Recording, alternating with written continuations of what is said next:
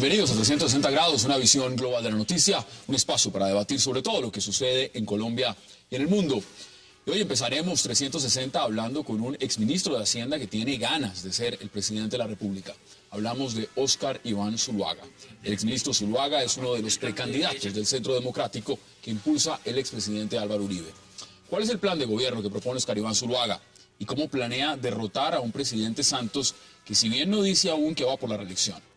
Esas respuestas las tendremos hoy aquí, en 360 grados. Y nuestro segundo tema de hoy será la propuesta desde el Congreso de revivir el partido Unión Patriótica para que pueda ser usado por miembros de FARC que buscarían entrar en la política luego de firmar el proceso de paz. La propuesta es revivir a un partido cuyos líderes y miembros fueron asesinados, en gran mayoría en los 80 y 90. ¿Qué significa revivir la UP? ¿Y qué dicen los hijos de estos antiguos líderes de este partido político en Colombia? Lo debatiremos también esta noche en 360. Y no se muevan, que ya en segundos le doy la bienvenida a Óscar Iván Zuluaga.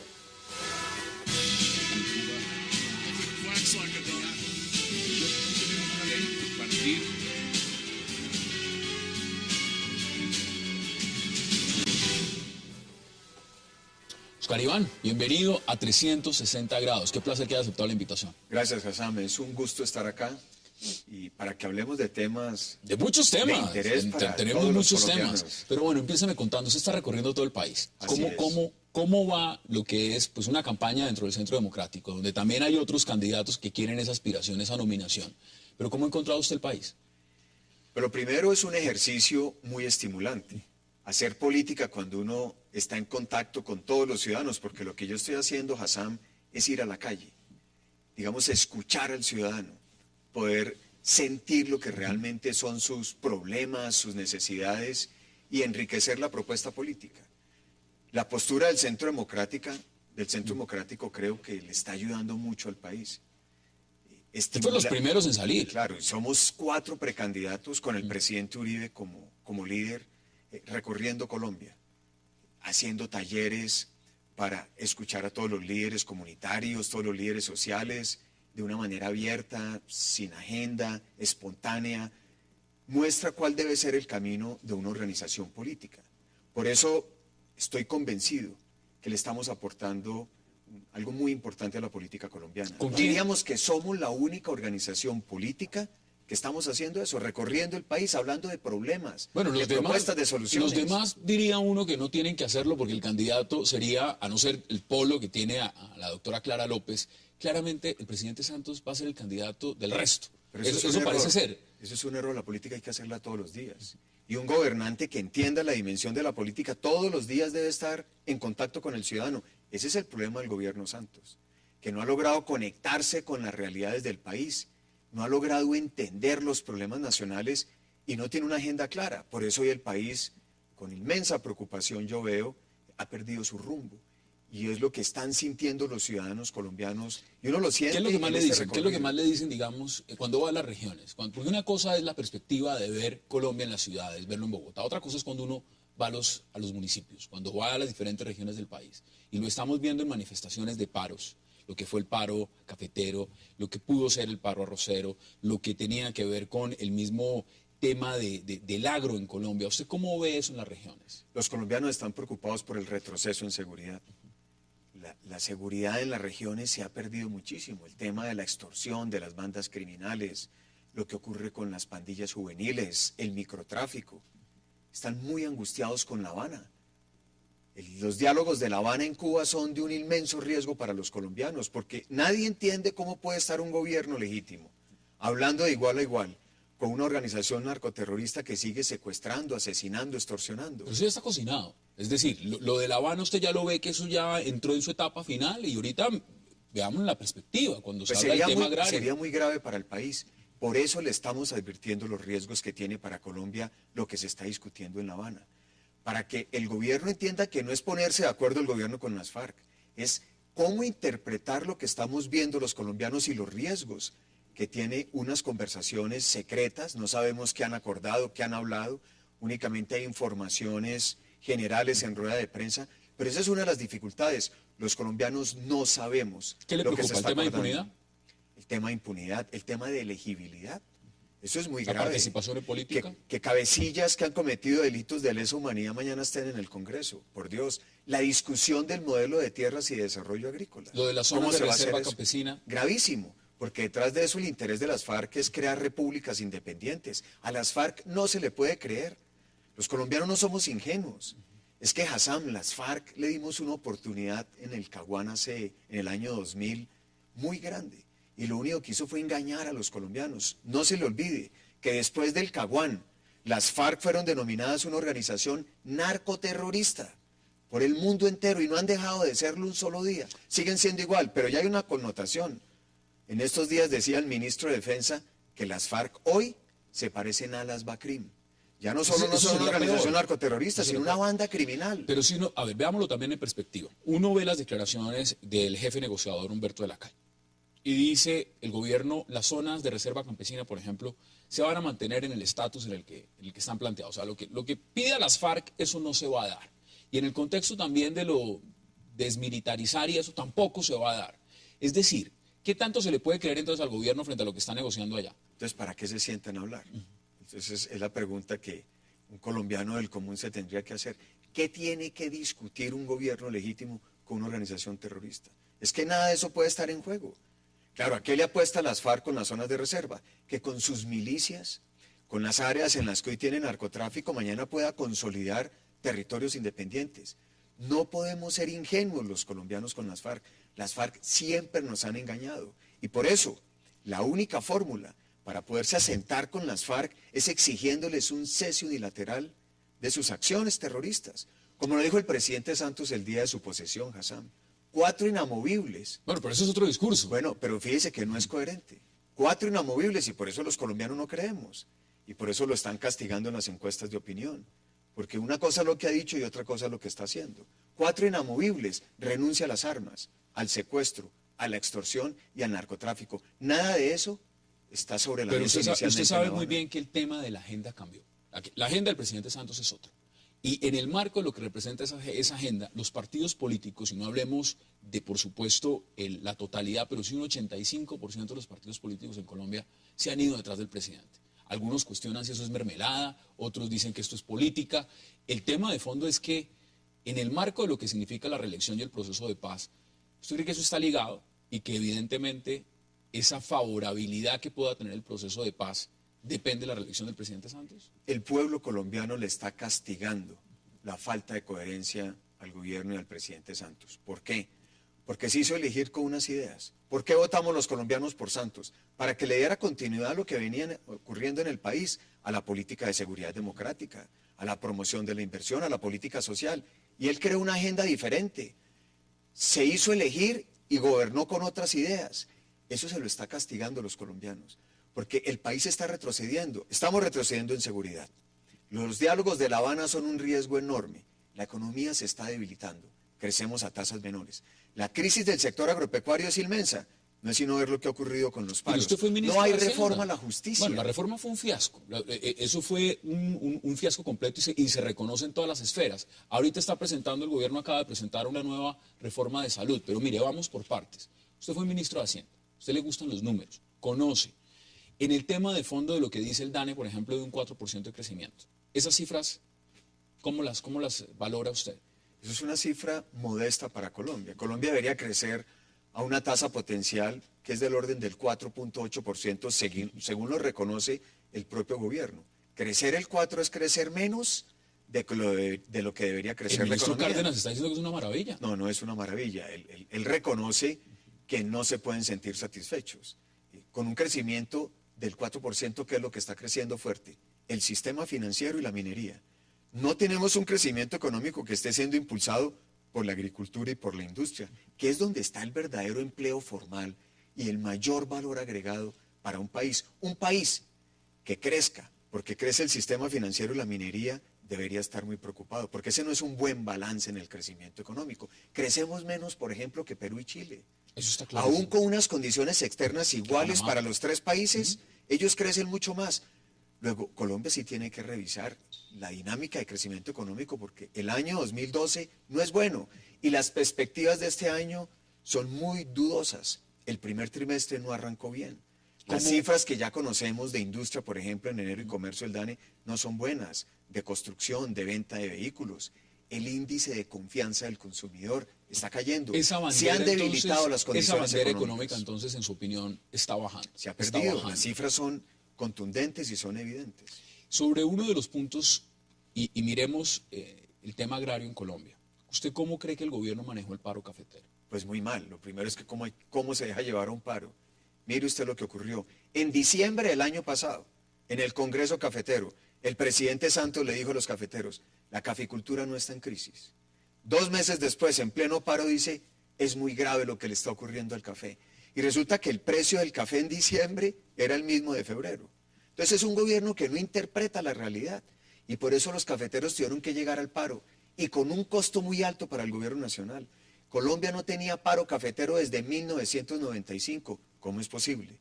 Que un gobierno que supuestamente es un gobierno cafetero, con una tradición muy importante en materia del café, le tienen que llegar a un paro cafetero. Mire lo delicado que es eso. El paro cafetero se decreta un lunes y el martes, ¿qué hace el gobierno? Aumentó la gasolina. Eso es falta de liderazgo, de entender la realidad del país. ¿En qué está enfocado entonces? ¿Usted cree que el punto central está en La Habana? ¿Se ha centrado toda la agenda política en La Habana? Esa es su apuesta política. El gobierno tiene 2 agendas, La Habana y hacer política con las 100.000 casas. Esa es la agenda del gobierno. No se me adelante porque después de la pausa, mire, quiero que hablemos de las casas, pero quiero que hablemos también de lo que puede representar para usted, si llega a ganar una nominación y si llega a una presidencia, pues antes hay unas elecciones legislativas. ¿Y cómo le va al Centro Democrático también en esa perspectiva? Quiero que me lo cuente. Hagamos una pausa en 360 y ya regresamos.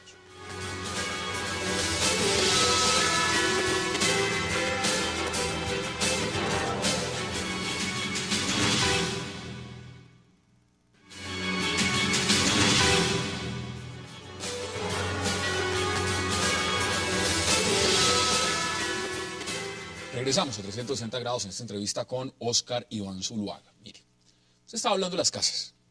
Eso de las casas, ¿cómo lo ve? 100.000 casas, ya se firmó el último contrato. Ya por lo menos se espera que las entreguen. ¿Eso qué viene siendo y qué representa para el gobierno Santos y también para su ministro Vargas Lleras? ¿Cómo nació el programa Las 100.000 casas? Cuando el presidente bajó el año pasado en las encuestas. Y se le ocurrió, vamos a hacer 100.000 casas, aunque la meta de él era 1.000.000. Cambió la meta de 1.000.000 por regalar 100.000 casas. Y lo que hemos visto con las 100.000 casas sí es una dosis de política que realmente ya le aburre a los colombianos. Porque a uno le anuncian un show político cuando se firman, un show político cuando se adjudican, otro show cuando se pega el primer ladrillo, otro cuando se firma el contrato. Y eso es lo que se le ha hecho al país todos los días. Es una estrategia para hacerle casi que una campaña política al ministro Germán Vargas. Algunos critican justamente el hecho de que se estén firmando millones y millones y millones sobre unas casas y Yopal esté sin acueducto, esté sin agua potable. Esa es la gran contradicción. O sea, ¿eso es entendible dentro del marco político en Colombia? Eso es inaudito. Y no solo eso, Hassam. ¿Sabe cuánto valen las 100.000 casas regaladas? Deme la cifra. 4.2 billones de pesos. Eso le decían los cafeteros al presidente. Le decían, oiga, presidente, ¿cómo que hay 4.2 billones para regalar 100.000 casas y no hay recursos para apoyar a los cafeteros que generamos 2 millones de empleos? Y eso puso a pensar al gobierno. Y al ministro, mire, uno de los escenarios, evidentemente también porque la apuesta no es solo presidencial, la apuesta del Centro Democrático tiene que ver con las legislativas. En las legislativas la gran pregunta es si el presidente Uribe encabeza o no encabeza. ¿Usted cree que si él no encabeza, hay posibilidades alguna reales de que el Centro Democrático llegue a sacar el número de curules que aspira? Es mucho más exitoso si el presidente Uribe encabeza la lista. Y me parece que eso crea un hecho político claro. El presidente Uribe es el líder visible del Centro Democrático. El Centro Democrático tiene como inspirador el liderazgo del presidente Uribe. Su legado comprobado por 8 años de gobierno. Y eso es lo que nutre al Centro Democrático desde el punto de vista político y programático. Por lo tanto, sí es muy importante que el presidente Uribe encabece la lista del Senado. ¿Usted cree que lo haga? Yo estoy seguro que sí lo va a hacer. Él no lo ha anunciado, pero tengo la convicción de que el momento político que vive Colombia, él lo está considerando muy seriamente y va a tomar una decisión favorable. El hecho de que el Centro Democrático hoy en día y el Polo tengan sistemáticamente acuerdos, no me refiero a acuerdos hechos, suscritos, pero en agenda política en la oposición, ¿algún día se lo imaginó? Que estuviera, por ejemplo, el senador Robledo y el expresidente Uribe diciendo y pensando lo mismo sobre temas del país. Hay muchos momentos políticos, yo recuerdo que yo estaba en el Senado de la República en que tuve un par de coincidencias en algunos debates con el senador Robledo. Y yo creo que la política tiene que verse con esa naturalidad. Lo que está haciendo el gobierno Santos no es claro para el país. Y eso significa que los que no estamos de acuerdo tenemos que expresárselo a los colombianos. Pero el gobierno que eso genera algunas coincidencias en algunos temas tan críticos como los cafeteros. Es que el Centro Democrático tiene una convicción muy grande con los cafeteros. Robledo es una persona que ha venido con su discurso desde hace muchas décadas con el tema de los cafeteros. En un paro hubo una coincidencia, que nosotros consideramos que era legítimo ese reclamo de los cafeteros, un gobierno que no los estaba atendiendo. Es el congresista más respetado en Colombia, por lo menos eso dicen las cifras y las Es un hombre encuestas. estudioso, yo tengo un afecto por él y me parece que es un congresista que hace de una manera muy profesional, de una manera responsable su trabajo. ¿Cómo vio lo que pasó con Bernardo Moreno y con Andrés Felipe Arias? Son dos escenarios distintos, pero evidentemente tienen que ver mucho con el uribismo. ¿Cómo ve lo que está pasando ahí? Una contradicción en esa decisión. Muy estimulante verlo de Bernardo, que finalmente se reconoce que las razones por las cuales estaba detenido no tenían sustento en la realidad. Y es el mismo caso de Andrés Felipe. Yo realmente, escuchando la solidez de los argumentos de Andrés Felipe, de sus abogados, me sorprendió esa decisión del juez. Le quedan a uno muchas dudas, porque Andrés Felipe siempre se ha sometido con respeto, con total entrega a la justicia. Hay quienes dicen si algo que ha demostrado es él un es preso que político. están acatando todo ese proceso. Y hay una dosis de mucha política en esas decisiones judiciales que desde el inicio se tomaron con ellos. Ha sido un momento muy difícil, pero tengo la convicción que van a lograr demostrar en su juicio la inocencia. Yo espero que eso sea así. Ha sido una prueba muy compleja, pero confío en que sea exitoso al final del ¿A usted le juicio. molesta si lo comparan, por ejemplo, con Andrés Felipe Arias, en su cercanía con el expresidente Uribe, si tienen coincidencias o no, si es una ficha del uribismo de ese talante? Yo tengo aprecio y afecto por él porque fuimos compañeros de gobierno y me consta su trabajo, su entrega, su profesionalismo, su conocimiento de los temas. Nos identifica que defendemos unas mismas ideas, que son las del presidente Uribe. Y por eso, pues yo he lamentado mucho esta situación que ha tenido que vivir él y otros compañeros de gobierno y he sido solidario. He sido solidario porque detrás de eso hay el sentimiento humano, el amigo, la persona, el compañero en el gabinete. Cuando una encuesta, como la última, la más reciente, le da a usted favorabilidad por encima del 70%, ¿eso qué representa? ¿Usted le cree realmente a las encuestas o eso es muy supeditado a un marco sustancial? Porque usted está peleando esa candidatura del Centro Democrático con otros candidatos. Pero ¿cómo se siente en este momento con esa favorabilidad? Las encuestas son una foto del momento y es muy estimulante encontrar que hay respuesta al trabajo que vengo haciendo. Es que yo desde el mes de agosto del año pasado estoy recorriendo con dedicación, con amor, con entrega, haciendo un trabajo serio, responsable, presentando propuestas, estimulando el debate político. Y me anima mucho ver que aumenta ese reconocimiento, que aumenta esa favorabilidad, porque quiere decir que el mensaje le está llegando a los colombianos. Y le está llegando a los colombianos del común, que es lo que representa una encuesta, porque una encuesta aleatoriamente llama a un ciudadano y le pregunta.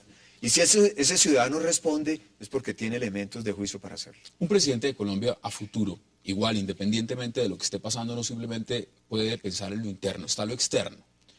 ¿Cómo ve usted el escenario de lo que está pasando, por ejemplo, en Venezuela? Con mucha preocupación. Retomaría una frase de María Corina Machado. La paz estable y duradera para Colombia depende que Venezuela tenga una verdadera democracia. Venezuela no tiene una democracia. Pero todo indica que Nicolás Maduro va a ganar las elecciones. ¿Serían 6 años más? Esa es la diferencia, que aparentemente hay un proceso electoral, pero no hay una democracia, no hay libertad de expresión. Allá los medios no pueden informar libremente. Y frente al proceso de paz, ¿qué tan ligado o cómo cambiaría la agenda de lo que está jugándose Colombia en La Habana con Nicolás Maduro en la presidencia? Pues es la continuidad de Chávez, yo lo dije. Las llaves de la paz de Colombia las tiene Chávez, o las tenía, porque hoy Chávez pues es una persona que ya ha fallecido. Pero eso es lo que explica por qué Santos llamó a Chávez mi nuevo mejor amigo y con ello cambiar la política de seguridad democrática. Santos se quedó con Chávez e hizo un lado a Uribe. ¿Usted cree que ese fue el detonante? Pues sin lugar a dudas, que es muy grave. Se hizo elegir con las banderas de la seguridad democrática y lo primero que hace es, a los 3 días de estar posesionado, Chávez, mi nuevo mejor amigo. Detrás de eso, ¿qué había? Ya un proceso de paz en marcha, en diálogos con las FARC en el exterior, y eso no lo sabíamos. Por eso es muy delicado y a partir de ese momento se quiebra la política de seguridad democrática y entendimos en el uribismo que Santos tenía otra agenda. Esa coyuntura de la política en Colombia pasa indudablemente por La Habana. Los congresistas, esa comisión de congresistas que fueron a La Habana a entrevistarse con los negociadores de las FARC, ¿a usted cómo le pareció esa visita? Pues muy desafortunado, pero yo no he creído en lo de La Habana. Y me parece que todo intento que vaya en esa dirección pues es un riesgo más grande para el país. Yo vi que algunos de ellos regresó muy entusiasmado. Una entrevista que le escuché al senador Juan Mario Lacerna, pues encuentro una persona que casi quedó convencida en esta reunión en La Habana. Y eso me parece muy delicado, porque las FARC siempre han engañado al país. Las FARC son una organización narcoterrorista.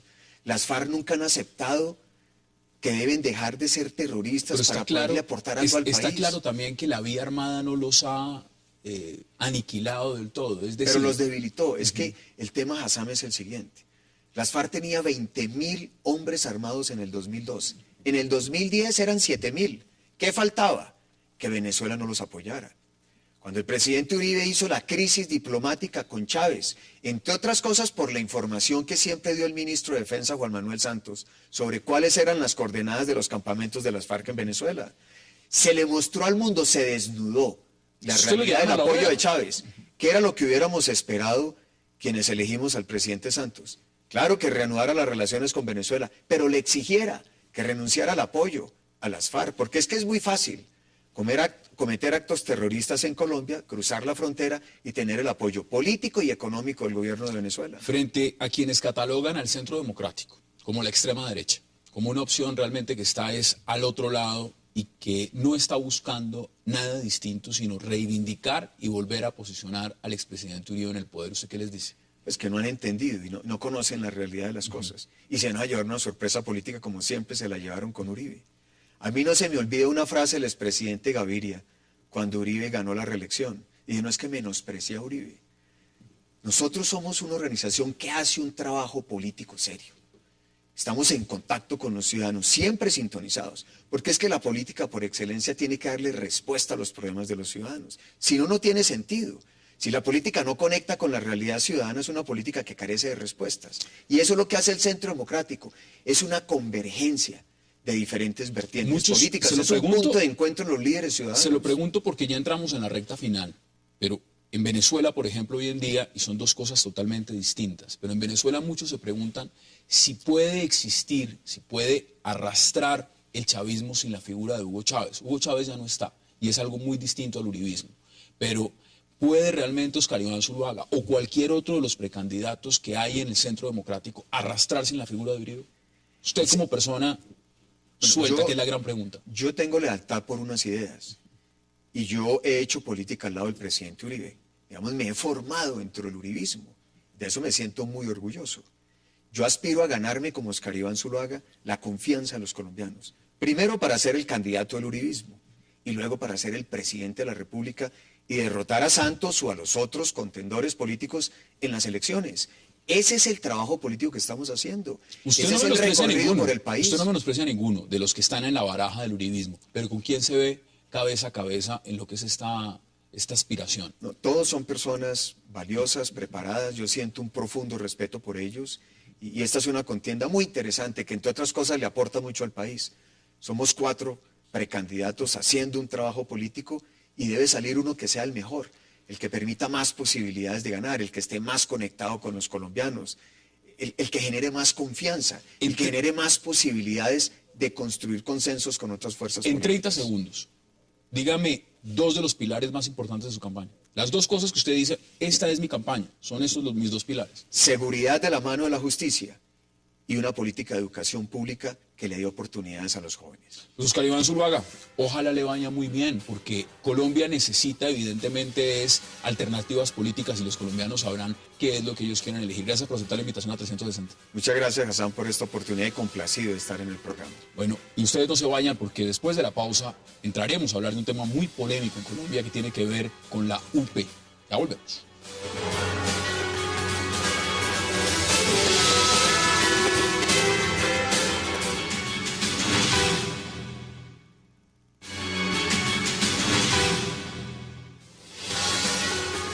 Regresamos a 360 grados y ahora vamos a hablar, por supuesto, de un tema que tiene que ver mucho con Colombia. Y es recordar la UP y recordar también los movimientos políticos de izquierda y los líderes que fueron asesinados hace más de 20 años en Colombia. Y para eso le doy la bienvenida a José Antequera y también a María José Pizarro. Qué placer y gracias por aceptar esta invitación. No, gracias a ustedes por la invitación. Nos iba a acompañar también Bernardo Jaramillo Zapata, infortunadamente a última hora no pudo asistir. María José, hace más de 20 años su padre fue asesinado. Acá hay un tema muy interesante de lo que está pasando en Colombia y qué mejor que revivirlo con los familiares de quienes fueron unos líderes importantes en su momento en la izquierda en Colombia. ¿Usted cómo ve el proceso de paz? Pues yo espero que llegue a buen término. Creo que es una necesidad histórica y realmente es lo que estamos esperando todos en este país, es poder aspirar a unas mejores condiciones, poder seguir creciendo. Creo que Colombia tiene todos los ingredientes para ser un país exitoso y realmente la piedrita en el zapato, la piedrota en el zapato sigue siendo poder no Su padre, no alcanzar Carlos la paz. Pizarro, fue uno de esos hombres que justamente pensó primero en el proceso y se sentó en un proceso y firmó un proceso en esas garantías y sin embargo fue asesinado. En ese marco de lo que significa hace 20 años o 25 años Colombia y lo que es hoy en día, ¿usted lo ve diferente? No, yo creo que los comandantes guerrilleros tienen exactamente el mismo peligro que tenía mi padre hace 23 años. Creo que eso es uno de los temas que van a tener que sentarse a discutir muy seriamente en La Habana, porque yo no sé si este país les puede ofrecer las garantías de que ellos no van a ser asesinados cuando... ¿Y si es lo mismo Iván Márquez o Granda o Santrich a Carlos Pizarro? Carlos Pizarro era un hombre que tenía un gran reconocimiento, era un hombre que cuando salió a la calle públicamente tenía una gran acogida dentro de sectores políticos. ¿Sí representan lo mismo? Pues es que todos son distintos, obviamente no representan lo mismo y cada uno tiene unas características, pero yo creo que ellos tienen, o sea, yo espero que el país los escuche también. Yo creo que en este país el gran ejercicio es aprender a oírnos y no empezar a estigmatizarnos otra vez porque entonces nos vamos a seguir matando. Entonces sencillamente es, ellos tienen cosas que decir, el país tiene que escucharlos y todos tenemos que empezar a hacer ejercicios de tolerancia y respeto. José, bienvenido también. Muchas gracias por la Su invitación. padre, José Antequera, en la UP también fue uno de esos líderes asesinados. ¿Cómo ve usted la perspectiva de lo que está pasando hoy en Colombia cuando se plantea que la UP vuelva a crearse como partido político? Creo que es una consecuencia natural de una lucha, en primer lugar. Se ha luchado durante muchos años en Colombia contra la impunidad, por la memoria, y uno de esos resultados ha sido que al momento de hablarse de un proceso de paz se ha logrado de alguna manera hacer entender que la justicia en el caso de la Unión Patriótica es fundamental para que se pueda justamente hablar de garantías políticas en Colombia en la eventualidad de un proceso de paz con las FARC. Porque la deuda sigue vigente, es decir, lo ocurrido con la Unión Patriótica hace ya más de 20 años es justamente uno de los medidores más importantes para saber si es posible que en Colombia tengamos la democracia que es necesaria para un proceso de paz. Muchos líderes de la UP diferenciaban claramente lo que eran las formas de lucha. Una cosa es ser político, otra cosa es estar alzado en armas. ¿Usted cree que las FARC en este momento, que son catalogados como una organización terrorista por ciertos sectores, sí pueden representar a la UP? Creo que es una discusión muy mal planteada en esos términos. Creo que lo que en este momento están necesariamente interesadas las FARC, como cualquier actor político en Colombia, es la posibilidad de ofrecerle, de plantear un futuro de país. Las FARC tienen todo el derecho y es la necesidad del proceso de paz que las FARC puedan participar de la política, planteando cuál es el futuro de país que quieren.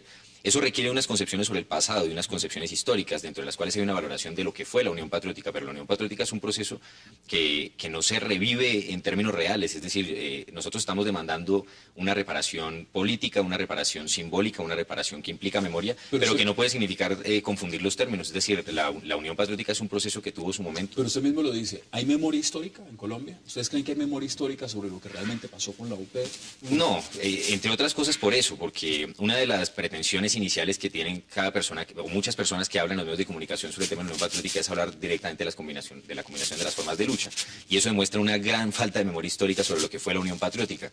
Si fuésemos a hacer memoria histórica de la UP, tendríamos que decir en primer lugar que fue el experimento más audaz para intentar constituir un partido político, una organización política en el contexto de una fórmula de solución política con las FARC. Y eso está vigente. O sea, el debate de la Unión Patriótica es si hace 20 años no fue posible brindar garantías políticas para eso que se intentó conformar, hoy sí va a ser posible. La posibilidad de que hoy se demuestre que sí hay tal posibilidad, valga la redundancia, pasa porque se haga justicia en el caso de la Unión Patriótica. Que sería uno de los elementos fundamentales. Ahora, es lo básico, sí. ¿Cómo ve usted el rol que ha tenido y la trayectoria de lo que ha pasado con el M-19, por supuesto, desde el momento en que entra en la vida política ya de manera directa con su padre que fue asesinado y lo que está pasando hoy en día? Hoy vemos, por ejemplo, a un alcalde, Gustavo Petro, que formó parte del M-19. ¿Cómo ve usted esa transición? Porque ya están ocupando cargos de los más importantes en el país. ¿Usted cree que esa gestión, esa función, que evidentemente les ha sido reconocida en las urnas de una u otra manera, la han sabido administrar? Pues yo veo importantísimo que ellos estén ocupando los espacios de poder que están ocupando. Sería gravísimo que no los pudieran ocupar, porque si no los pueden ocupar, quiere decir que ninguna persona, así haya dejado las armas hace 20 años, va a poder ocupar un puesto de poder en Colombia. Entonces es importantísimo que estén, que hay gente, hay detractores, hay gente que está de acuerdo, es normal, eso es la democracia. Obviamente tenemos que estar todos y poder participar todos de la política, independientemente del punto de vista que tenga. Ahora, gravísimo que el mayor, digamos, el líder más importante que tuvo el M-19 haya sido asesinado 45 días después. Eso es lo grave de este proceso. No que ellos hayan llegado y que ostenten puestos de poder hoy en el país. Eso es más, deberían haber muchísimos más. Ocupando puestos de poder. Los hay. Navarro ha ocupado. No, pero deberían haber más aún. Faltan muchos, es el 1%, digamos, deberían haber muchos más. Eso sería una amplia democracia. ¿El tema es que los han asesinado? Sí, evidentemente. Directamente. Yo estoy absolutamente seguro que este país sería muy distinto si estuviesen vivos Iván Marino Ospina, Álvaro Fayad, Jaime Pardo Leal, Bernardo Jaramillo Ossa, bueno... Hay cientos de miles de nombres de personas que hacen falta a la democracia colombiana. Sí. Evidentemente fueron miles. Sí. Y otro tipo de congreso tendrías también. En un congreso con Álvaro Gómez, Carlos Pizarro, Luis Carlos Galán, en fin, en un congreso tendrías un congreso con unas condiciones completamente distintas. Por eso le preguntaba si ha cambiado o no el país en 20 años. Porque evidentemente usted habla de la poca representación, pero también ha sido por factores de homicidios, los han asesinado, otros han tomado otro camino. Entonces, en la vida política, después de 23 años, por eso les pregunto, si hay cambios o no los hay. Es obvio que hay cambios. No pueden pasar 20 años sin que cambien muchas cosas. Pero lo cierto es que el hecho de que existan cambios en Colombia no elimina el hecho de que Colombia tiene un hueco en la democracia. Sí, la democracia colombiana es una dona vergonzosa, a la que le hace falta ese gran hueco que son las víctimas. Y si queremos hoy hablar de un proceso de paz que significa garantías políticas, reconstitución democrática, hay que hablar de la dona. Cuando usted habla de las víctimas, y es un tema importante porque los críticos del proceso de paz, si algo le critican a las FARC, por ejemplo, es que digan que ellos son las víctimas y que evidentemente no reconocen porque las víctimas son intrascendentales. Cuando está esa posición del otro lado de la mesa, ¿usted qué dice? Pues me parece que es una cosa que uno tiene que leer con el transcurso del proceso. Ya luego ha habido declaraciones en las que las FARC han admitido que en el marco del conflicto también han producido es que no lo pueden negar, etcétera. Ahora, también me parece que hay una cosa que no se puede negar en este país. La insurgencia colombiana existe, las FARC existen en gran medida por el hecho de que en muchas poblaciones, en campos y en territorios se han ejecutado políticas que han afectado a personas que han tenido que recurrir al camino de las armas. Esa es una realidad. ¿Qué estatus tienen esas personas en el país? ¿Cómo es que este país las ve? Este país ha de ver a esas personas como lo que se conoce como delincuentes políticos. Y un delincuente político tiene un tratamiento como delincuente político y no como delincuente común, porque se comprende que su motivación, no solo ideológica, sino su motivación vital, pasa por el hecho de haber sufrido afectaciones a sus derechos antes de emprender la lucha armada. ¿Y las FARC reivindican eso? Por supuesto, es obvio y es lógico. Si no reivindicaran eso, no podría reivindicar ser sujetos políticos, delincuentes políticos en el país. Hay dos puntos. Usted lo plantea de una forma evidente. Ahora, veámoslo del otro lado. Frente a los que dicen y plantean, las FARC son una organización narcoterrorista. Lo que se está buscando hoy en día no es nada distinto a reivindicar y darle participación política a quienes han cometido crímenes de lesa humanidad. ¿Esa posibilidad está sobre la mesa o sencillamente entonces el país frente a eso lo que está viendo es algo totalmente absurdo? Lo que pasa es que decir que una organización es una organización narcoterrorista ni siquiera tiene asidero jurídico teórico. Es decir, no se sabe muy bien qué es eso y qué es lo que significa. Entonces, la realidad, las FARC son una organización alzada en armas, es una organización insurgente que ha cometido vulneraciones graves a los derechos humanos, vulneraciones graves al derecho internacional humanitario y sobre las que se tienen que investigar posibles acontecimientos de crímenes de lesa humanidad en un escenario como una comisión de la verdad para saber qué tipo de cosas estamos hablando, porque hay cosas que no se conocen sobre lo que ha sido la historia de las FARC. Entre otras cosas hay que decirlo, en medio de la guerra y en medio del conflicto, es obvio que se han utilizado también mecanismos de judicialización que no nos dejan claro qué es lo que ha pasado con las FARC o con las fuerzas militares en Colombia. ¿Cuál es uno de los temas que ustedes ven con mayor preocupación? Es decir, es evidente que hay una crisis en la justicia, es evidente que hay una altísima corrupción, es evidente que el gobierno dentro de muchos aspectos no ha podido satisfacer, y me refiero al actual, al pasado y los demás, una gran diferencia del bache social, porque Colombia sigue siendo muy desigual. ¿Ustedes creen que si sus padres estuvieran vivos en este momento y hubieran podido llevar una agenda política como la querían hacer, esa diferencia, que eran los puntos más importantes, hubiera cambiado? Pues yo creo que estamos ante un panorama que es el que tenemos. El problema no es si ellos hubiesen estado, ¿qué habría pasado?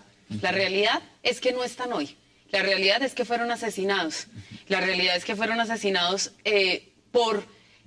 también, como se dice, por paramilitares, pero también por agentes del Estado. Y no hay una responsabilidad del Estado frente a eso. ¿Sí me entiendes? Es decir... Eso lo quiero preguntar después de la pausa, y es, ¿cómo les ha retribuido a ustedes la justicia, por lo menos, esos crímenes, esos asesinatos? Si realmente les ha respondido o no frente a lo que es hacer justicia, porque esos fueron crímenes. Y si se hizo o no se hizo. Pero eso me lo contestan después de la pausa. Vamos a la pausa y ya regresamos a 360.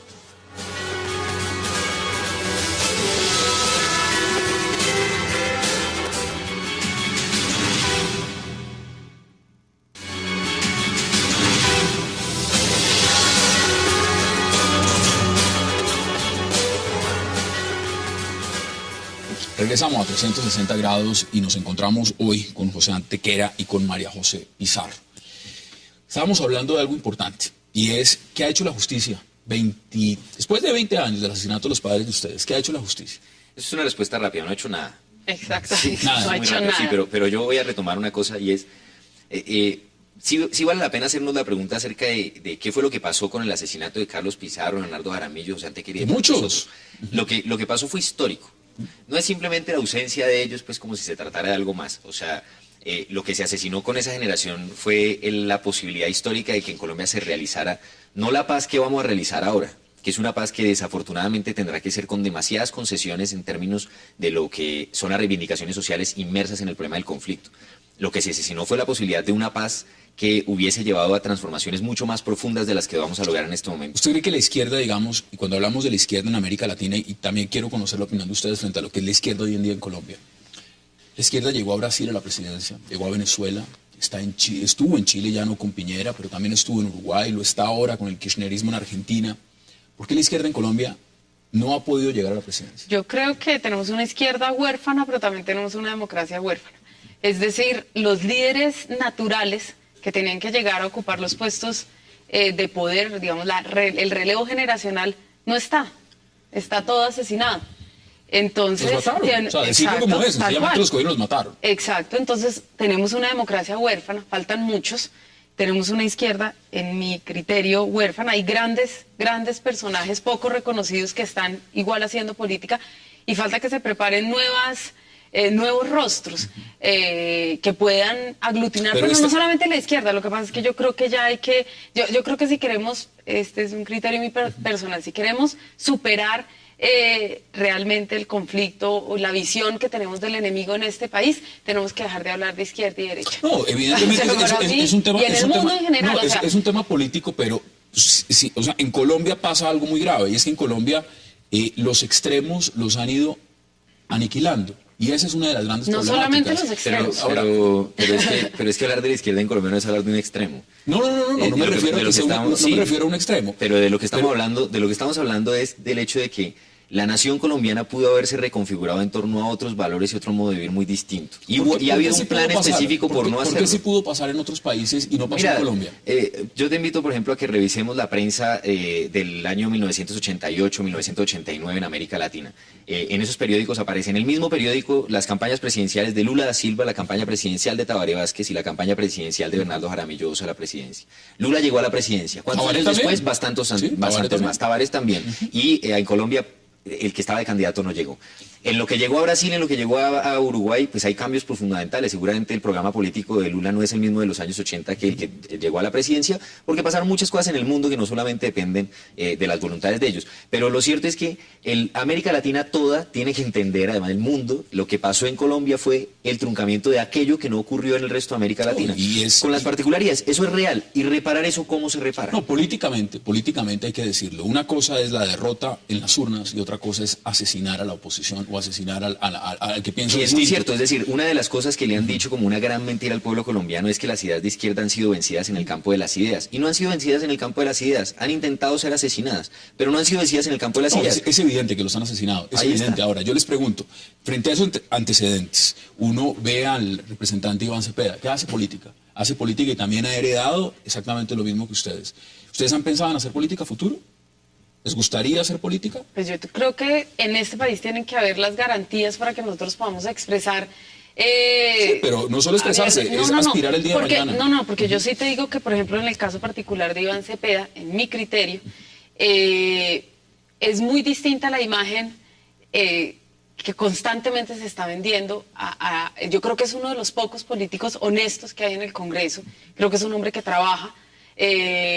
Entonces, yo creo que, por eso te digo, hay una visión enfrentada. Todo el tiempo nos estamos enfrentando. Hay un bando y hay el otro. Hay una polarización. No hay forma posible de que podamos saltar sobre esta visión que constantemente está enfrentando al país.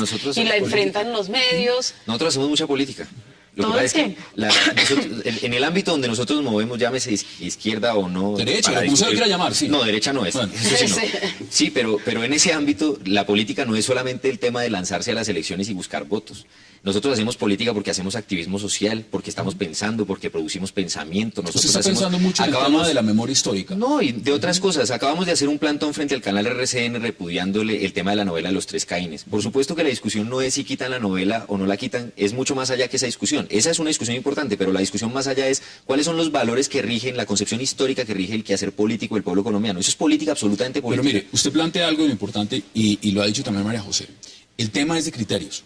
Usted puede creer, digamos, que el representante Iván Cepeda es un gran congresista, es un gran ser humano y es un hombre valioso. No se puede desconocer que hay un sector del país que piensa distinto. Lo mismo sucede, por ejemplo, con el expresidente Uribe. Hay quienes piensan que es un gran expresidente y que hizo gran... Bueno, sí, pero ¿cuántas personas? Perdóname, pero hay una diferencia abismal. ¿Cuántas personas del cuerpo de seguridad o cercanas a Iván Cepeda, por ejemplo, están, como en el caso del presidente Uribe, investigadas por narcotráfico o por vinculación con crímenes de lesa humanidad? Se lo pregunto también, José. Eso es una gran distancia. Segundo, ¿cuántas personas del ámbito cercano o cuántas personas, digamos, que han trabajado con el representante Iván Cepeda están, como en el caso del presidente Uribe, vinculados con nexos con paramilitares?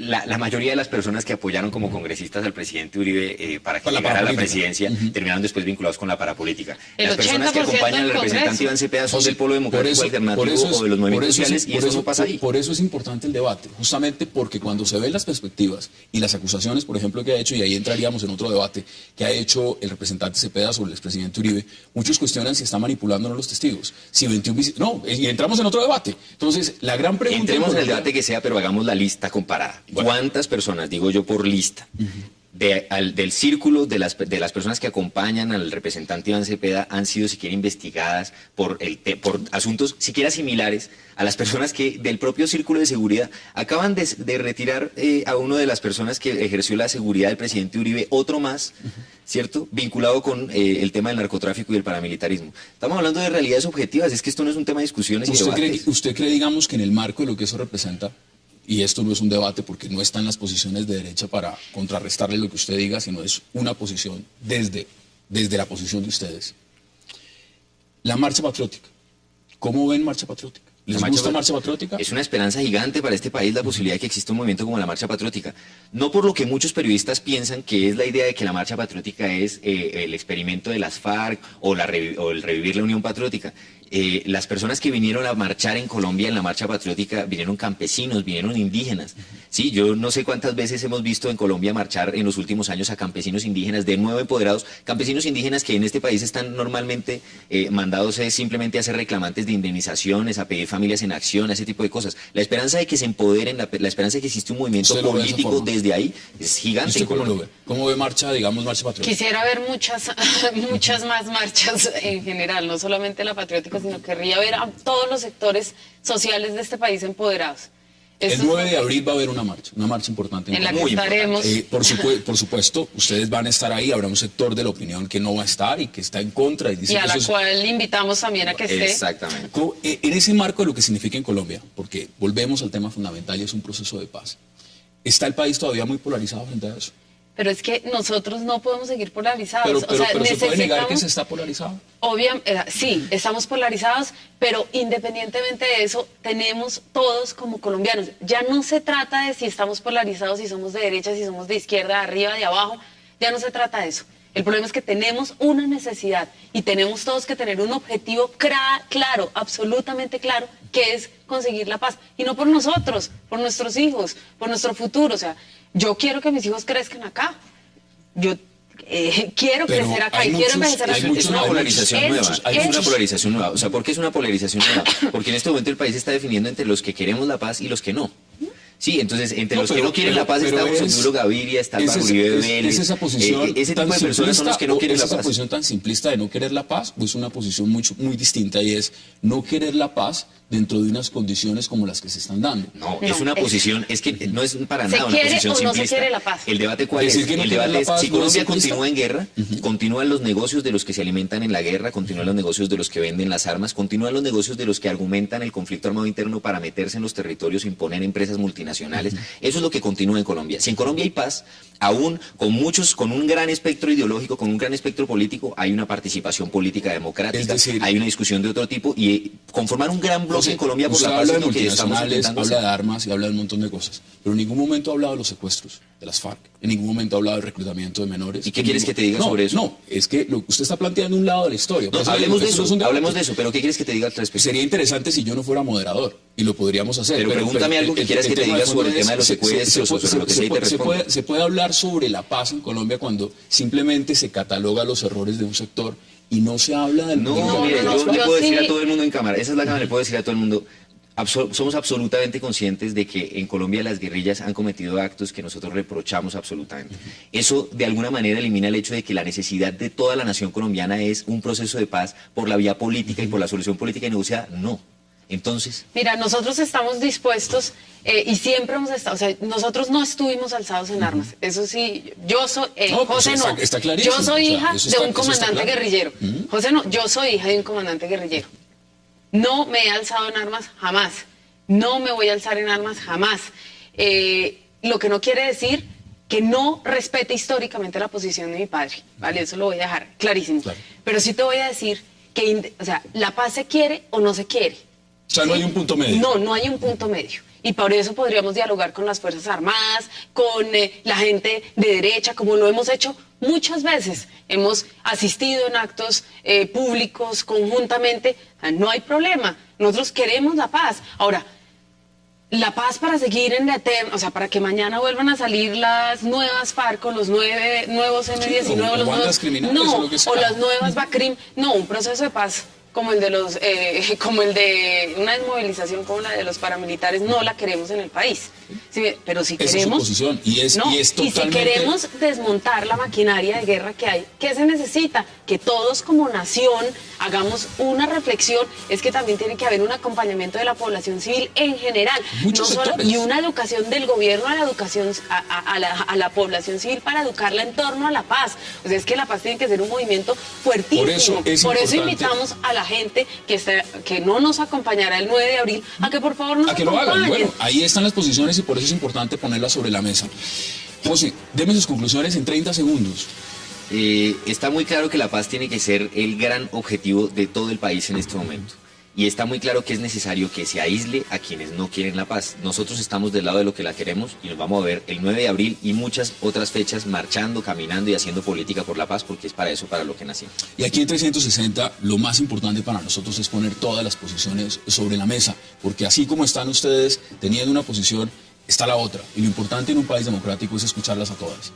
José Antequera, un verdadero placer y gracias por haber aceptado la invitación. Gracias, y si nos invita con personas Vamos a hacer contradictorias, con mucho gusto cuando esto quieras. es un programa de debate y interesantísimo que puedan participar de este programa de debate y hacer un debate sobre las posiciones, porque eso es lo que hacemos siempre. Gracias por aceptar la invitación. Muchas gracias. Y por supuesto, María José, gracias por aceptar la invitación. Y a ustedes, gracias por acompañarnos. Nos vemos de nuevo mañana aquí en 360 para seguir debatiendo agenda política de Colombia y del mundo. Hasta una próxima oportunidad.